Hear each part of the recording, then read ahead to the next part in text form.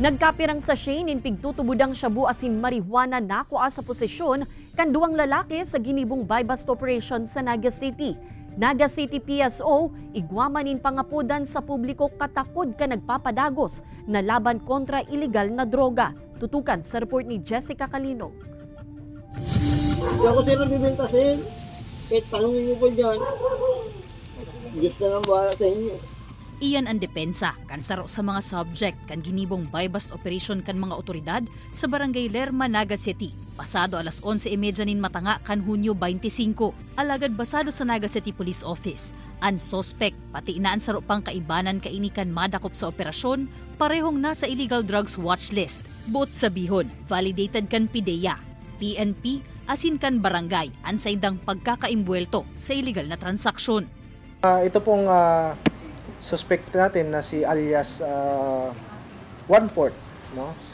Isang 34 years old, ay nakuhanan po siya ng 4 na sachets, and ang isa po doon sa 4 ay marijuana ang laman, marijuana.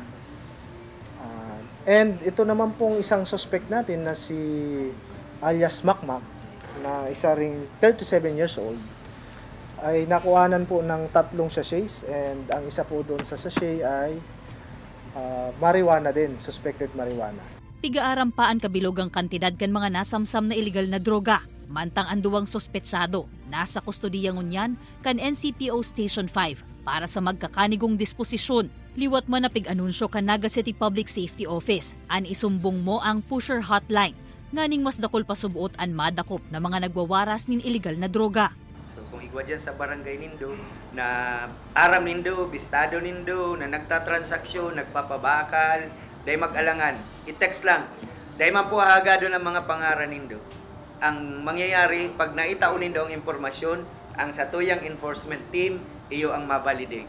PIDEA, PNP, CIDG, NBI asin an Mobile Force Company, iyo subuot iyan an mahiro para makumpirmaran impormasyon.